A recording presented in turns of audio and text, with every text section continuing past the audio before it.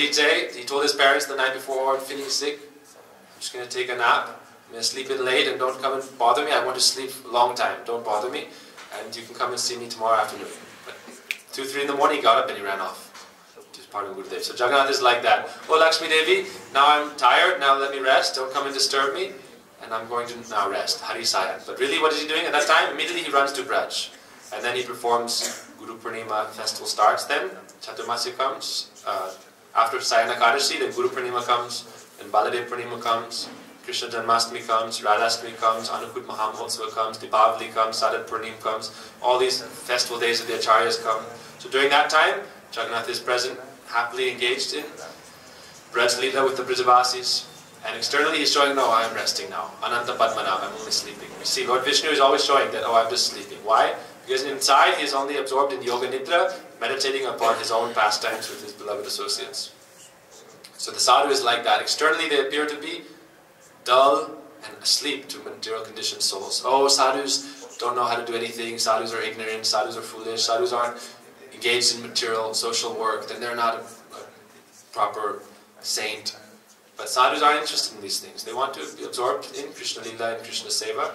Krishna Jana, what is it said? Krishna Swaram Janam Chasya Pristad Nija Samihitam Tatat Kata Vistaso Kuryat Vasam Brajesata. That sadhus are always absorbed in Krishna Swaram Janam Chasya, meditating upon Krishna's pastimes and serving Krishna's pastimes with Krishna's associates. That is the nature of the sadhu. So therefore, Yani sa sarva bhutanam tasyam jagrati sangami yasyam jagrati bhutani sani sapashyato mani.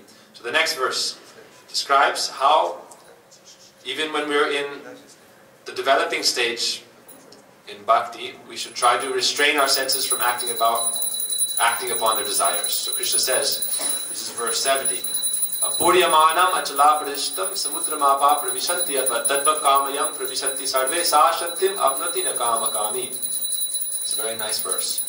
Krishna says, Apuryamanam achala pradishtam, that the ocean is always like the ocean. Sometimes it's restless, sometimes it's tranquil, but it never overflows its barrier. Even sometimes it may flood, but the ocean is always situated in its own position. But many rivers are always flowing into the ocean from all the different continents, from all the different tributaries, all the different rivers are always flowing into the ocean. But the ocean is always basically the same. It's not trying to, it's like, the ocean always is fixed in its own nature. Even sweet water rivers come into the ocean remains salty. It doesn't change its nature. So Krishna says, Apuryamanam achala pradishtam samudram apa pravishanti. Even though so many desires are may flow into your mind, you should be like the ocean. The nature of the body, as long as you're in a material body and you have material senses, then the senses will have the material desires and be attracted towards objects of the senses. But you should restrain yourself. Just like the ocean has all the different rivers flowing into it, but the ocean isn't disturbed. The ocean is still tranquil. Similarly, you should be like that, Krishna said to Arjuna. Be like the ocean, undisturbed. Even many desires are flowing into your senses. Don't try to act upon them. He said, Puryamanam achala pratishtam samudramapa pravishanti advat tadva kamayam pravishanti santi. He said, Sa shantim apnati nakama kami. That you can get peace or tranquility like the ocean, not when you try to act upon your desires, but when you restrain yourself from acting upon the desires, and then gradually their strength will wane. They said, for example, out of sight, out of mind. Try to keep yourself aloof from these kinds of temptations, because then it's always kind of eroding at your willpower. Better to remain as aloof as possible from external temptations, as long as you're not like Sukadeva Goswami. You know, if you're not like Sukadeva Goswami, then you shouldn't think, oh, I can run naked on the naked beach, but I'm still a pragya sage, no problem. Like for Sukadeva Goswami, no problem. For us, problem. So as long as you're in such an environment where you're surrounded by Maya and Tamagun and Rajagun, then this will agitate your senses more. So if you're always in sadhu sangha, in favorable association, then these things can come and go, like changing of the seasons. But at the same time, you will be undisturbed. You won't be agitated. So then Krishna says, Vihaya kaman ya sarvan pumams bhavati nispriya nirmamo nirahankara sa shantim adigachati. 3 verses, he's talking about Shanti now. How to get peace. We say Om Shanti, Shanti, Shanti, Om. Let me be peaceful. People want peace. What does it mean to come to the ashram? Ashram means Vigata Shram, where there's no anxiety, where there's no hard labor and stress. Vigata Shram. Shram means when you're like running around like a mad person, and working like a donkey, and you're always sweating, and that's called Shram. But when you come to the ashram, then you're freed from that kind of disturbance, then you're always engaged in seva, then you become the servant of Guru and Vaishnavas, and you're always peaceful. So it said, you want to be peaceful then, vihaya kamanya sarvan. You can stay in the ashram and sadhu sangha as long as you are able to conquer over your material desires, because material desires are always trying to pull us away from sadhu sangha. Narottam Das Thakur prays, oh alas, we come to the dham, we come to sadhu sangha, and then so many desires always cropping up in the mind. Before we were somewhat peaceful, but when you come to the sadhu, come to the ashram, it's described like when you clean a room. If you haven't cleaned a room for like 10 years, and you have all sorts of garbage in the room, and dust, and layers of dust, and not only have you not cleaned it, but you've been throwing all your trash there, then when you first want to clean it, it seems like it gets more dirty, because you have to pull everything out, and then start organizing stuff, throwing stuff away. It takes a long time. It's like, okay, let me live in a dirty room. At least it doesn't take a lot of work to clean it. But once you start cleaning the dirty room, then it's like, you can see, if you haven't cleaned it for many years, it's like days and months you can spend just trying to organize and clean everything.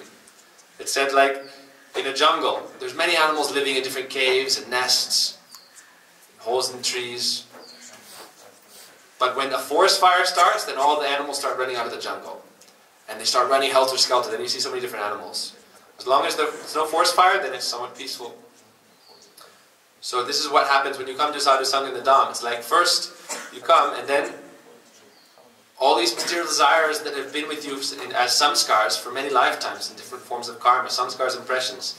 When you first start coming, then they start boiling up within you. Oh, I should do this, I should do that, I should do this, I should do that, I want to do this, I want to do that.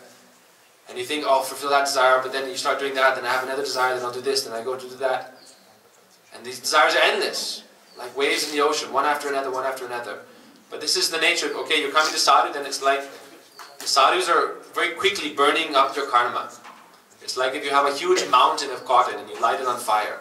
Very quickly it's very bright and a big fire, but it's quickly diminishing, quickly burning it up. So this is like what we're doing. This is the first stage of bhakti when we come into sadhu sangha, then kleshagni. Burning all of our different samskar vasana, and this appears like difficult for us at first, it appears like somewhat painful, but we have to cross through this stage to come to the next stage Shubhada. So we should actually happily accept this stage of going through the forest fire so that we can burn off all our anarthas and our deadwood, it said. We have to burn off all the deadwood in order to get through that stage. So that's the stage when we start to clean. First you do Ch.2 marjanam, that means cleansing the mirror of the heart. You start cleaning, and then it becomes very dirty and all these bad desires start coming, one after another, but then you don't try to fulfill your desires. Instead, you remain fixed at the shelter of the lotus feet of Guru and Vaishnavas and continue doing your bhakti sadhana and going forward, not running backwards. It said, oh, I have all these bad desires, I shouldn't stay in the ashram, let me go and try to fulfill them, and then maybe later I'll come back. No, don't go backwards. Go forward. You don't know how far you have to go back. It's like you're in the middle of a forest fire, and if you go forward, it's like a few kilometers, you'll get out. But backwards, it's thousands and thousands of miles of forest fire. You think you'll go backwards, you're never going to get peaceful. Or you look backwards, it's like, oh, there's a little opening. You know, the forest fire is a little bit less, there's the fires, there's a corridor, I can escape backwards. But this is just Maya's trap. Therefore, once we have come to sadhu sangha, we shouldn't look back or go back. We should go forward only. And if we progress under guidance of Guru and Vaishnavas without fear, then we'll find, oh, it is said, padam padam pada padam tido, that it is said, when you are in association of Guru and Vaishnavas, then you will cross over Maya very easily. Like samsara is boundless, depthless, limitless. Samsara is endless. But that ocean of material existence will become like the water in the footprint of a calf, and you'll easily walk over without thinking about it. Like when you're walking and it's rained, and there's many little hoof prints of a different calf, of different cows, and you see there's a little bit of water in each print. And that little bit of water in each footprint is like all of samsara, all of the ocean of material existence. And when you're walking in parikrama behind sadhus, then you're crossing over one samsara after another samsara without any difficulty. One step at a time, it's like you're crossing millions of samsaras. without any stress. But alone, or you think I'll go back, then you'll never get shanti and peace and happiness. So therefore Krishna said, Vihaya kamanya sarvam pumangs bhavati nisbriya nirmamo nirahankara sa shanti madigachati. If you want to get peace and happiness, then instead of trying to always fulfill your material desires, learn how to restrain yourself, and gradually these desires will wane. These desires are not permanent. They come and go. Matras varsas tukuntes tushna sukadukada agama painonitis tangs titikshva. Be titikshva, tolerant, have fortitude, and then these will come and go, and you realize these are just like the passings of the seasons, heat and cold. But I am the Atma, why should I be disturbed by these external things? Nirmamo nirahankara, sa shanti madigachati. Krishna says, how can you get peace? Nirmamo nirahankara. First you have to be nirmamo, without material attachments, without material mamata. I and mine, this is my body, this is my family, material family, and now I'm going to act with this consciousness. Because of this Swarup Brahm, then Asat Trishna, then Hridaya Balya, then Aparad. Because of Swarup Brahm, I've forgotten my real self. Then Asat Trishna, all these material desires start to come. And then the heart is weak, Hridaya Balya, because I'm always acting upon these desires, then I lose all my willpower, then Hridaya Balya, and then I end up making offenses, and I'm stuck in Maya. So first of all, you realize I am the Atma, I am beyond all these material designations and affiliations and attachments. Sarvapadi viniruktam. Free yourself of all these designations, and then you can be nirmamo nirahankara. I have no material attachments, no material connections. I have no one in this world. My only connections are with my spiritual family members, Guru and Vaishnavas, God brothers, our spiritual family. That is our. Then we can develop mamata. So again, like we've heard in this second chapter many times, we can't just get rid of the negative and not replace it with the positive. Param drisvani varte. You have to get the higher taste to give up the lower taste. Vishaya vinivartate nirahara sidehina graso varjan grasopyasva param drisvani varte. When you develop the higher taste, automatically the lower taste will go away. But if you think, I'll just give up the lower taste, I'll be a nirmamo nirahankara, I won't have any ego, won't have any pride, won't have any attachments in this world, but I won't replace it with something spiritual or transcendental, it's never possible in a million lifetimes. Therefore, if we want to come to this stage of nirmamo nirahankara sashanti madigachati, then first we must attach ourselves to Guru and Vaishnava's lotus feet. Then we develop spiritual mamata. And then it said, what is it? Mamata premata adhika. Spiritual mamata, or spiritual possessiveness, gives you the adhikar, the qualification to achieve divine love, prem. And then you can become, after your nirmamo nirahankara, Krishna already said, param drisvani varte. So become spiritually attached, develop transcendental mamata, and then you can develop transcendental consciousness, or like self-awareness, or like ego, spiritual ego. Nirmamo nirahankara, be free of false ego, but then develop spiritual self-awareness, or even you could say spiritual pride. What is your spiritual pride? What does Bhaktivinoda Thakur recommend? Radhika dasi jadi hoy abhiman sigra milai tava gokulakan. This is spiritual pride. Radhika dasi jadi hoy abhiman. When I develop that pride, abhiman, I am the maidservant of Srimati Radhika, then very quickly you'll get the lotus feet of Sri Krishna Chandra. So if we just think, I'll be free of false ego, I'll be free of material attachments, no material identification, no material, like, oh, all this world is illusion, 18, not this, not this.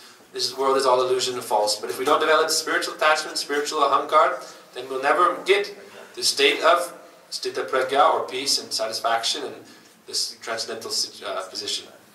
So then, the last verse of the second chapter, Krishna says, Esate prihita sankip, no, Ese brahmi stiti partha nainam prapya vimuyati stitvastya mantakalepi brahma nirvanam rijjati. Esa brahmi stiti partha, when you become situated in this state of brahma bhuta, brahma bhuta prasanatma nasochati nakamsati. Samata sarveshu bhuteshu mad bhakti labate param. When you become like this, brahma bhut, completely aloof from everything material, then you become happy, prasanatma, nasochati nakamsati. That's when you don't lament for anything in this world, nakamsati, nor do you have desire for anything in this world. These are both manifestations of raga and dvesha, attachment and aversion in this world. Then sochati, you lament, or kamshati, you desire things in this world. But at that point, you'll be equipoised with everything in this world, and you will obtain Krishna's bhakti. Bhakti lavate param. You attain transcendental devotion for the lotus feet of Sri Krishna. So Krishna says in the last verse, Esa brahmistiti partha. When you become situated like this, brahmistiti, or brahmabhut, then stitvasya mantakalepi Brahma Nirvana Vichti. Even if you're situated like this, in this position, even for a short amount of time before your death, then Stitvasyam Antakalepi, when you leave this body, Brahma Nirvana Vichti, then you'll attain Nirvana. What is the meaning of Nirvana? We talked about this before. Nirvana means go to Vrindavana. Why? If Nirvana means Van is, you have two kinds of forest. The material forest fire of material existence, which we're all burning in by the three taps, Adhyatmik, Adibhautik and Adidevak, kinds of pain which are like fires burning us from our own self, from others, from our mind, from other kinds of, from our karma, from natural forces. And this is the Van that we're in, this is the forest that we're in. And if we want Nirvana, Nirvana means to be out of this material forest or of samsara.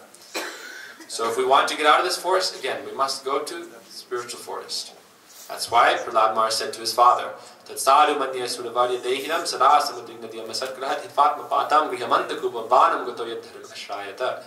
said you should give up this. You're now trapped in the dark well of material family life. Griham andagupam, a blind well. And you're in the middle of this forest where you're suffering so much. So if you want to be happy, then what is the topmost knowledge? Hiranyakashipu said, what is the topmost knowledge? Vanam gotoyat harimashrayata.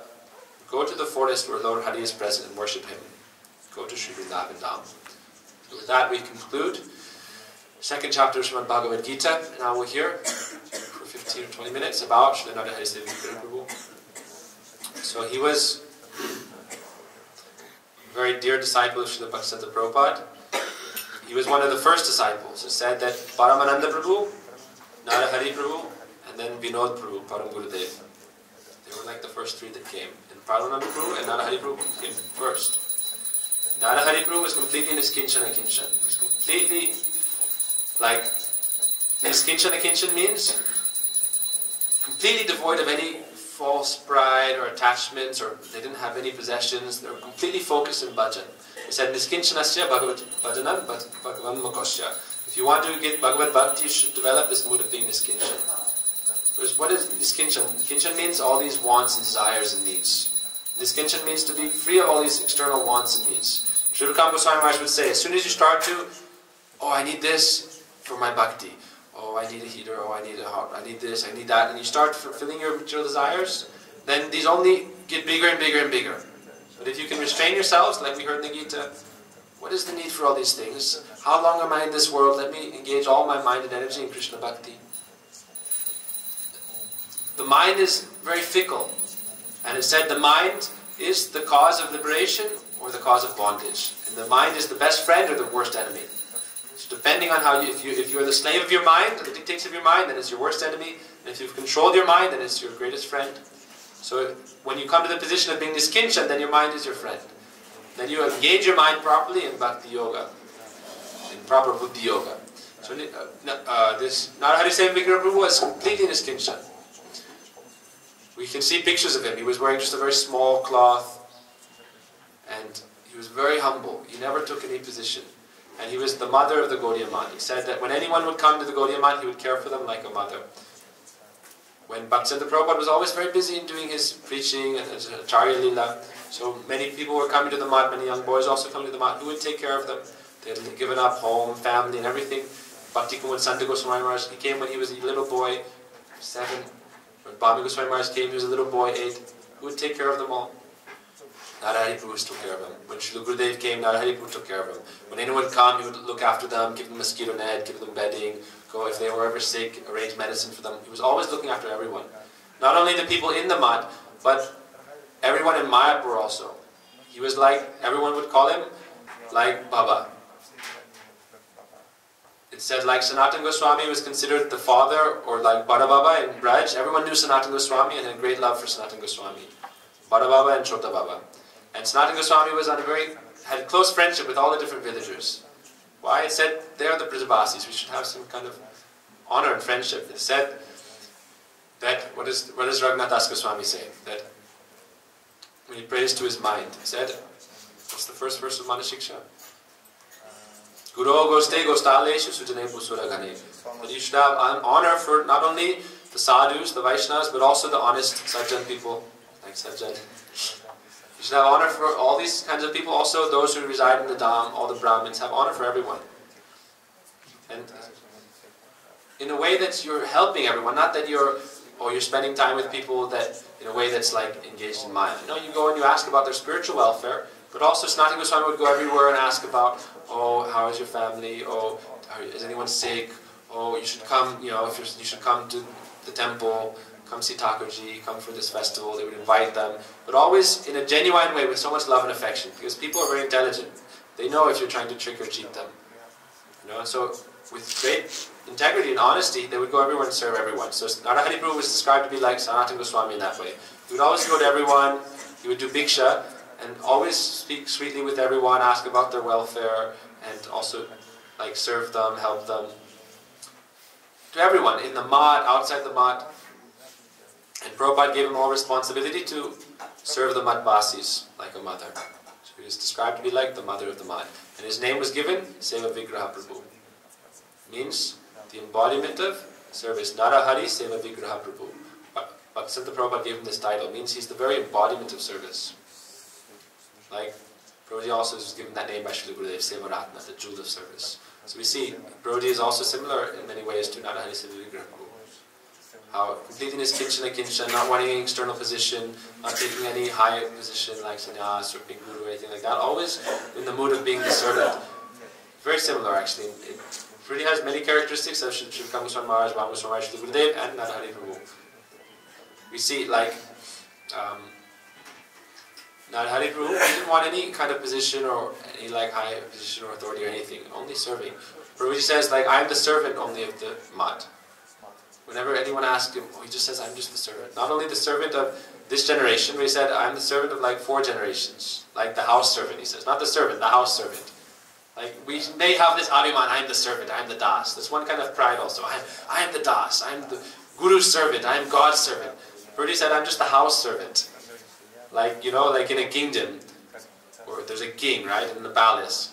And then there's the ministers, you know, and then there's the many different levels of ministers, and then many messengers, secretaries. And then there's like the sweeper. And then there's like the person who makes the bed.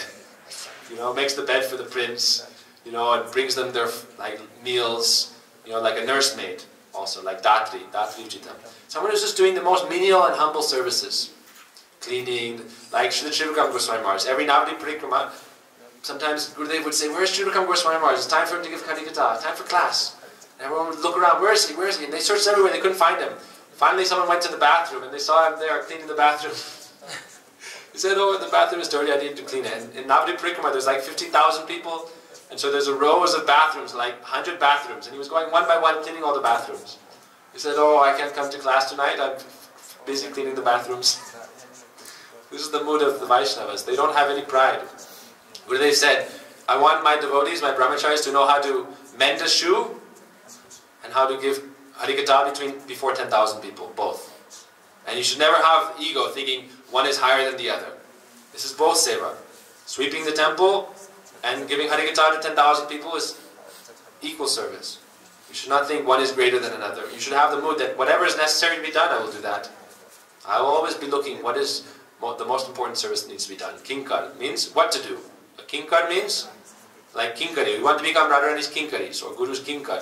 So kinkar means what to do. King, what? Kar, to do. So what is important to be done? And we're always looking for seva.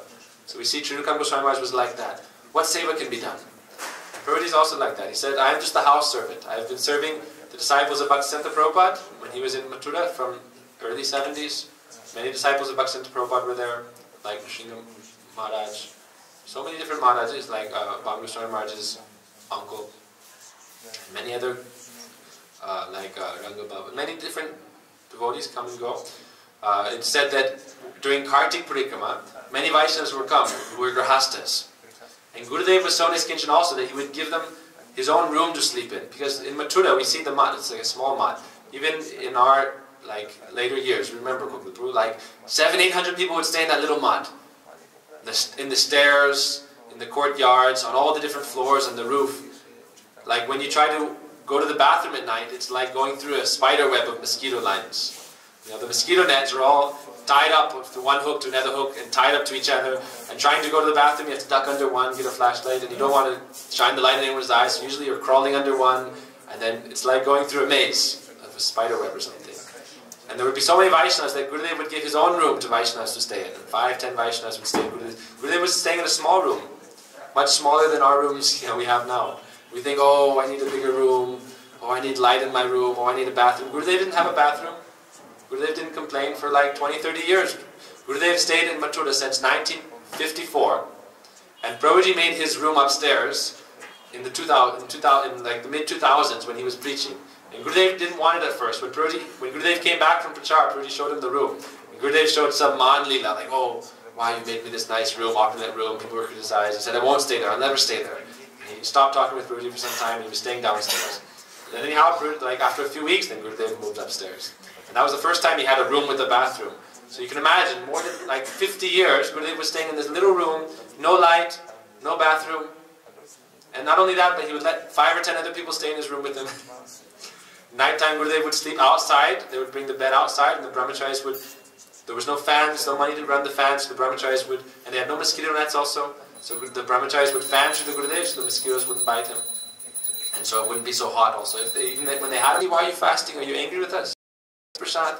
So until Thakurji would come and take prasad in front of him, then he would not finish the bhog. And Raghunandan Krishna Bhajan Nahi said, you will do that seva to the devotees to the degree of your own love and devotion in your own sadhana. You shouldn't only do seva and not do any sadhana. In Bhaktisiddhanta Prabhupada's time, it was strict niyam. Everyone would chant 64 rounds a day. Then later on, then these, like, what do they call? There's a word. Concession, yes, thank you. There was concessions made. Okay, you cannot chant 64, chant 32, chant 24, chant 16. Swami Prabhupada established. Okay, chant 16 every day at least. But Bhaktisiddhanta Prabhupada's time, you have to chant 64 rounds. But sometimes you're so busy in seva, like we heard Pranavananda Brahmachari. He was later Bhakti Pramod Puri Goswami Maharaj, and he was the editor for the daily newspaper, the Nadia Prakash, Dainik Nadia Prakash. Dainik means every day. Every day they were printing newspapers. That time you would have to set every letter at the printer. Now it's not like, okay, just type it out 100 words per minute and then send the PDF to the printer and then bring it to you. Even in Prabhuji's time, they would go to Dempir, Nagar and Mathura and set the letters in the press for the Bhagavad Patrika, Jaiva Dharma. You can imagine how much hard work it was, you know, one letter at a time. So he was so busy in this seva that he was saying, oh, when do I finish my rounds? What should I do? Should I do less seva? Should I do less japa? He said, no, you should do less sleep. How much are you sleeping? 4 hours? Okay, you should try to sleep 3 hours. How can you sleep 3 hours? Eat a little bit less. If externally we try to imitate this, then also it can become an art, it can become dangerous.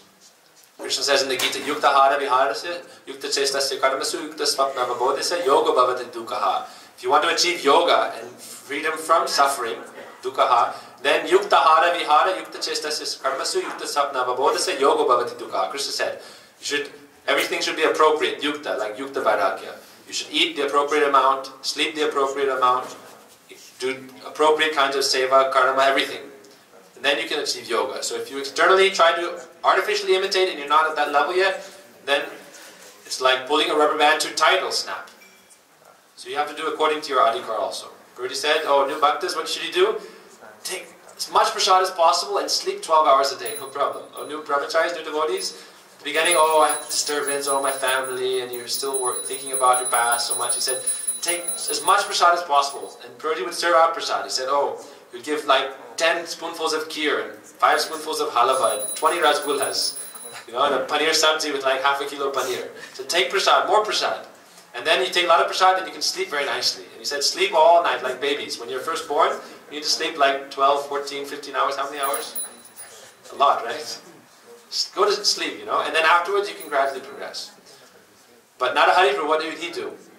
He said that he would be so busy doing seva, serving all the different villagers, going, meeting with everyone, doing bhiksha, serving Prabhupada, serving the mat, doing any needed seva, serving the brahmacharis, that when would he chant Harinam? So he said he would chant at night time. And what would he do? To stop himself from falling asleep, you know, you imagine you're doing seva like 14, 15, 16 hours a day, at night time 5, 6 hours chanting. So he would tie his sika to a hook on the wall, and when he would start to fall asleep, then when his head would fall forward, then the sika would get pulled back by the peg, and then his head would jerk back, and oh, Hare Krishna, Hare Krishna, Krishna Krishna. All night, every night. And then at the end of it, just sleeping a few hours, like Raghunath Das Goswami. Chappan Danda Ratri Dine, Janina Radha Govinda Vine, Chari Danda Sudhi Thake, Swapne Radha Govinda Deke. When we become thus engaged, our whole life and energy, mind, body, words, everything only in Bhakti Yoga and Seva. Then also Harinam is Seva. But if we don't do Harinam, we're only doing Seva, it becomes karma. Prabhu says, oh, I'm just going to do Seva, Seva, Seva. But no Harinam, it becomes karma. It becomes fruit of work. And then we gradually lose faith. We think, I'm working so hard, other people aren't working so much. Oh, I'm just like a donkey, no one's respecting me. And just see how everything is being done by me. Oh, all the temples being made, I'm maintaining the temple. And we start losing faith in Guru Vaishnavas. And then we think, oh, I'm working so hard and I'm not getting any benefit. Let me go, if I worked even 50% as much as I work in the temple, I could be very wealthy, have a nice family. So it said you should balance your Harinam and your other Sevas. But Narahari Prabhu, he was on such a high level that he would serve all day and then chant at night. Chant all, and then even when he would fall asleep, he would use this like extreme measure, you know. So he would, and then bas, and then when your body becomes habituated, at first it's very difficult. Prabhupada would say, oh, you first come to the mat, oh, coming to Mangalarti is very difficult. Getting up 3, 4, and it's like you're a zombie, you know. You know, everything's blurry and you're just like there like a zombie and you're just thinking like, you see, like Prem sometimes. You know, we go over on Vrindavan Parikrama and it's, while walking you're sleeping with your head on the back of another brahmachari. And like for 1 or 2 hours, like when did the Parikrama finish? And you get back and you're like, you wake up. You know? Like during Khatiyana Vrats, we go on Parikrama very early, 3 in the morning, and all day doing Seva, nighttime going to bed late. Then when you're sleeping, and also some people, like if you're very tired, so then OS. When you on Parikrama, like on Abhiram's shoulder, and then bas, 1 hour like that, holding the hand, and anyhow doing Parikrama. But gradually then, you become conditioned to it, and then you can do it easily. So Narahari Prabhu was like that. And he showed by his example like that. Also, he was so humble, he would not want to spend anything on himself. When he would become sick, he wouldn't look after himself nicely. When anyone else was sick, he would immediately get medicine for them, immediately look after them, take them to the doctor. But he himself would sometimes become sick, he wouldn't do anything for himself. So Gurudev told one story about him, said once he was so sick, he wasn't looking after himself for a long time, not eating enough. And so Gurudev saw he was very sick, what to do. Whatever he was taking then, he would just have dysentery. So Gurudev tells a story that they took him to Gurudev took him to a very good doctor. And the doctor examined him and said, what can be done? He's in a very dangerous condition. There's only one way to save him. Every day you have to start giving him some ghee. Gurudev tells this story about Narahari Prabhu. He said, start giving him, because we've heard this story before, but this story was for Narahari Prabhu. He said, start giving him like a teaspoon of ghee every day, a little teeny bit. He said, whatever he's eating, he's just passing out. He has such bad dysentery. He said, no, a little bit of the ghee will stick. And you give a little bit, 1 teaspoon every day, even if he's passing it out, a little will stick, then gradually increase up to 1 tablespoon, and gradually increase, and then gradually he'll get strength from this ghee. Why? This is the mercy of, this is Amrita actually. It said, Kheer Amrita. This is coming from the heavenly realm. Cow milk is coming from Surabhi. Surabhi is the cow goddess in heavens. And her Vamsa is coming from the Kamadhenu Vamsa in this world. You take that pure Gao ghee, then it gives you great power to perform Bhakti Yoga. Great intelligence also. So he said, give this ghee, gradually he'll become strong. So gradually he became strong by this. This is also applying in Bhakti. That we think, oh, I don't have good memory, I have so much Harikatha, what's the point of hearing all this Harikatha, I don't remember it anyway. He said, no, something will stick. You hear, you chant, something will stick. Even though you feel like I'm a rock, nothing's soaking in. But even a rock, you know, if you put a drop of water on a rock in the same place every day, then even that water will put a hole in the rock. So, oh, I'm not absorbing anything, I can't remember anything. But you continue to do it. Even that rock will become smooth, and like you see rocks in the river. They'll be very sharp, but all the river is always flowing over them, they become very smooth over time. Diladhara, that's why I said it should be like an unbroken stream of honey or oil. Your bhakti performance. Anukulena Krishnanushilaram Bhakti Rutama. Perform bhakti like an unbroken stream of honey or oil, and then it will gradually wear away all your like material ideas and memories, material samskars, and then when you get rid of those material samskars, then you'll quickly absorb all the Harikatha and everything. Then you'll become like a sponge, absorbing all the Vaishnava's mercy. But you have to start from where you're at. So then, one more pastime of Narahari Seva Vigraha. It said, we heard the story of how in Gurudarshan, how Gurudev he was so affectionate to Gurudev, especially that when they would go on Bhiksha and get some nice mangoes, and he would bring it back and call Gurudev, "Oh, Gaur-Narayan, come." And he would secretly call him into a corner. "Oh, I have something very important to tell you." He would call him into a corner and then bring out this ripe red mango, juicy mango, and say, "Take this. Go and take it. Take prasad, take this mango." With so much affection for Gurudev. But would he ever take it for himself? Never.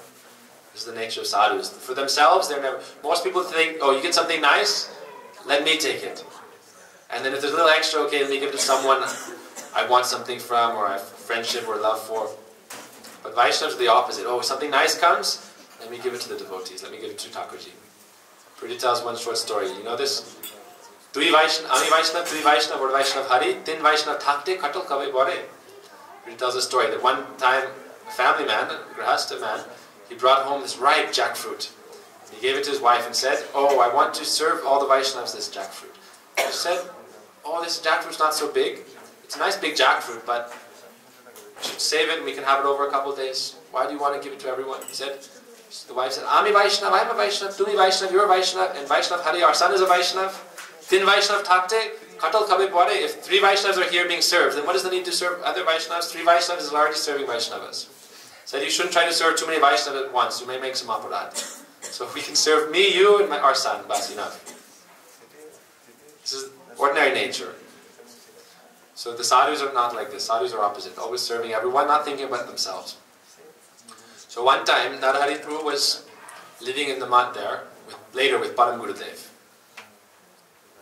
After Bhaktivinoda Prabhupada had left, he was living with Param Gurudev. One time, his family before was from like Bangladesh. And at the time of the partition, after India's independence, and even before that time, there was a lot of strife. And a lot of different fighting and enmity. It was very dangerous. So Narahari Prabhu's past family, there was his cousin, not his cousin, his nephew. And his father had been killed in some kind of, what do you call it? There's a word for it.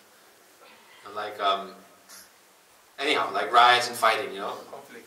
Yeah, some little conflict. Anyhow, there had been some problem, and his father died, and his mother and the boy became like orphans. So they knew already, oh, our uncle Narahari Prabhu, he is like a manager of a big organization. He will give us some shelter, some place. So they came. Anyhow, they got on a train, and they came to Howrah station or Shelter station in Calcutta, and then from there they came to, I think it was Ch.2 mud, or one of those muds there, where Narahari Prabhu was staying. I don't remember exactly the mud. And the mother was staying at the station. She said, "Go and find your uncle and speak to him." So he came to the mud, and he announced himself, and he expected a very warm welcome from his uncle. He was saying, "Uncle, uncle, uncle." But Narahari Prabhu was very neutral, almost neglectful. Didn't embrace him, give him a bed immediately, give him... Why? He was thinking, they came, the mother said, "Go and ask for some money to rent a room, to live." So go and ask for some money. Narahari Prabhu is very intelligent, sadhus know everything, so we know, oh, they're only coming for taking money. And he thought, how can I give any coin that has come for the service of the mat, how can I give that for mundane family? He said, that's a great offense. Jagannath Das Babaji Maharaj said that there is very strong instructions given by Jagannath Das Babaji Maharaj in his Upadeshavali. He said, an ordinary thief may someday get auspiciousness. An ordinary thief may one day get auspiciousness. But someone who steals the wealth given for Hari Guru and Vaishnavas and uses it for mundane endeavor, they'll never gain auspiciousness. An ordinary thief may get some welfare, auspiciousness, good fortune. But if someone steals what is given for Hari Guru and Vaishnavas and uses that for mundane work, then they'll never get auspiciousness. Jagannath Das Babaji Maharaj said like that. And Prabhupada said, when I'm writing my Upadeshavali, when I'm writing it, I'll also put that. That is very important. That someone who's stealing, is stealing blood that's given for Hari Guru and Vaishnavas, that's like Ravan then. Ravan tried to take the blood of the sadhus. And Ravan sent out his Rakshasas saying, take tax from the sadhus. The sadhus are living in my kingdom, I'm the ruler of the earth now, the sadhus are living in my kingdom, take tax from the sadhus. So he went to try and take tax from the sadhus.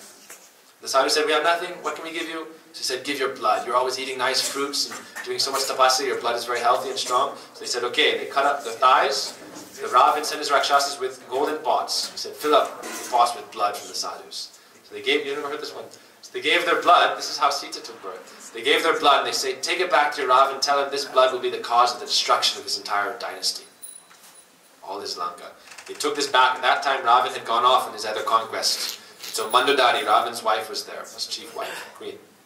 And he said, oh no, they gave this curse. Take these pots of blood and bury them in Nitil Desh, where Janak Maharaj was the king. The sadhus, the sages in Dandakaranya and all the different forests. The Rakshasas went and took their blood because they said, give tax. The sadhus said, what tax can we give? We don't have anything. We're in this kitchen, we're just living, we're eating dry leaves and any fruits that fall on the ground. What tax can we give? He said, no, you're living in my kingdom, you have to give tax. They said, okay, you want tax? Take our blood. So they cut their thighs and gave blood. And then they brought this back to Ravan, thinking that, oh, Ravan will drink the blood and become very strong by drinking the blood of the sadhus. The blood is full of power. We heard about Dadichi Richi. Just with the bones of Dadichi Richi, Indra made his thunderbolt and was able to kill Vitrasura. So they thought the sadhu's blood is also very powerful. But Mandodari heard of the curse and said, go bury it in Matiladesh. This is nearby the Himalayan range. So they buried the blood there in the pots. And then the whole land, that whole state became barren. The cows stopped giving birth. The mothers stopped giving birth. There was famine. There was no more crops. So Janak Maharaj asked, what can I do? He asked his sages, his gurus. He said, you have to do a yagya. So he took his wife and they did a yagya. And they said, first you have to clean the yagya area.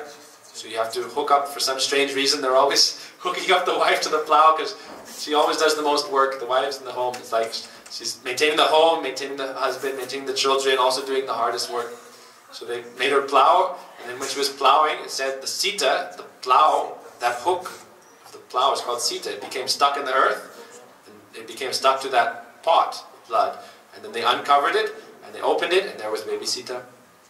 Sita means plow. So in different kalpas, like Radharani appears in different ways, Sita appears in different ways. Sometimes she appears directly as the daughter of Janak Maharaj, but sometimes she appears in this way. In this time of Ram's Leela, she appeared like that. Sita means that plow.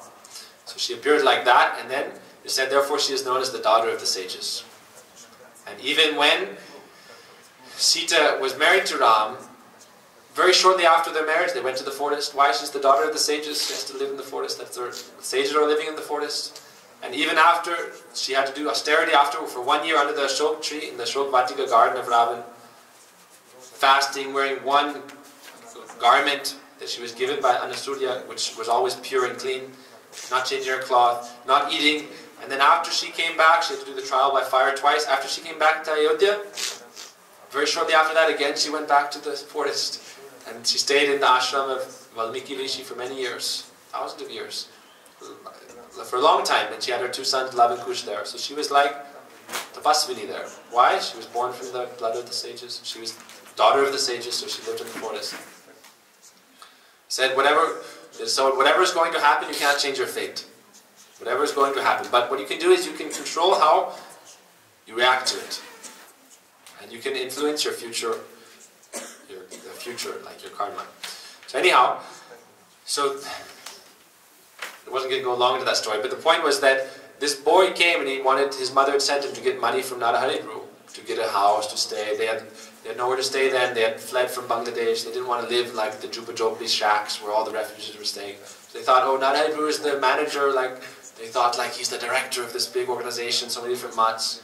He can give us money to make a house and have a nice situation. So they had that mood when they came. And they thought he would welcome them, and like ordinary family people would probably do like that. Oh, I have a lot of money, let me give this money to maintain them. But Narahari completely ignored him. He just saw him and said, offered him his respects and let them stay there. And he was staying there for some days, but he never spoke with him. He said, okay, he arranged, okay, you stay there. Gave him some place to stay. But he wasn't speaking with him, was ignoring him.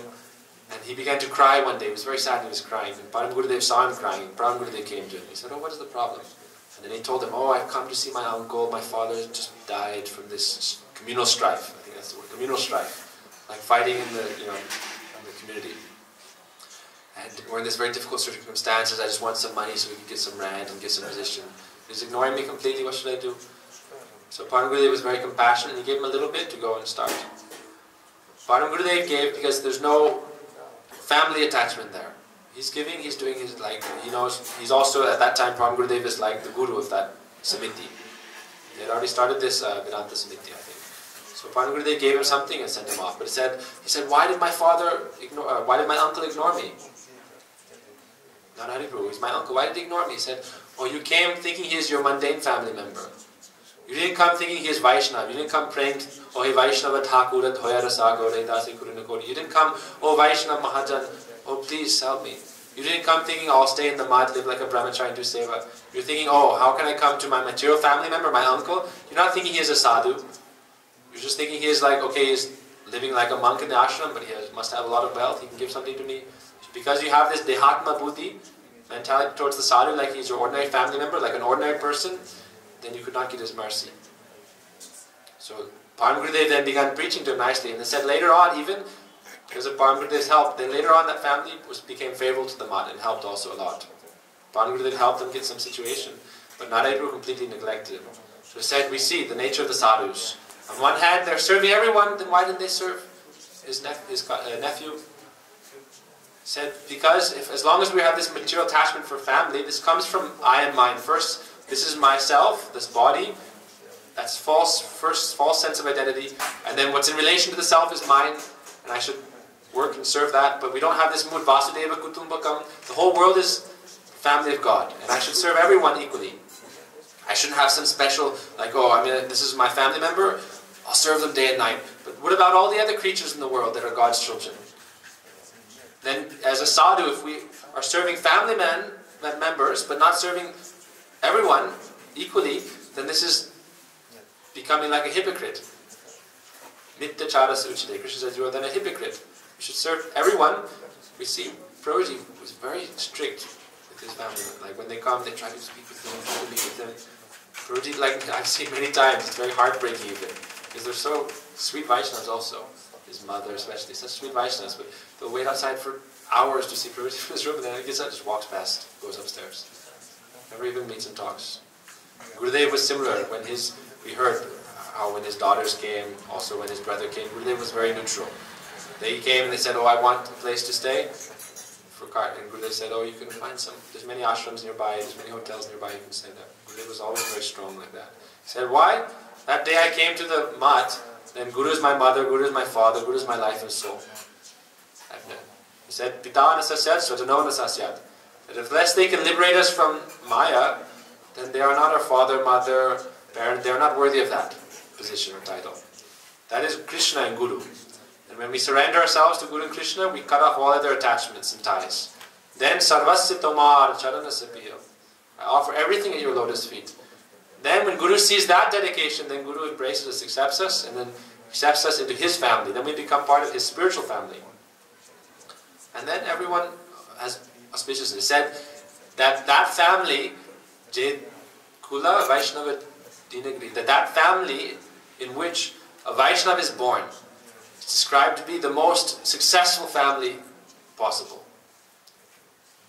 But Gurudev, when he left home, he wrote a letter to his father, and he said, dear father, please convey my apologies to my mother, to my wife. Please ask everyone forgiveness. Said, now I've gone to serve Krishna. Please don't search for me or don't try to disturb me. He said, if one bamboo from the bamboo forest goes to serve Krishna, like Krishna's flute, then the rest of the bamboo forest will celebrate. Oh, that bamboo from our bamboo forest now is Krishna's flute. But material people think, oh, the Guru Vaishnava has stolen my child. And then they are very upset. And we see, especially in India, they're very attached to their families.